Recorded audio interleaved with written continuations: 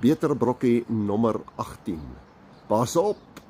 Jou tong is 'n klein roer wat 'n groot ramp kan veroorsaak.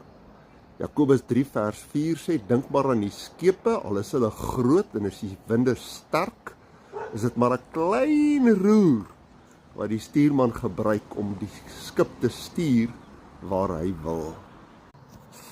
Almal van ons ken die pyn, die letsel van iemand wat iets eers gesê het wat baie seer gemaak het. Onthou jy daai kinderliedjie, pas op kleine mondjie wat jy sê, pas op kleine mondjie wat jy sê. Nou ja, toe, pas op, dink mooi voor jy praat. Kom ons bid. Here, help ons om mooi te dink voor ons praat. Amen.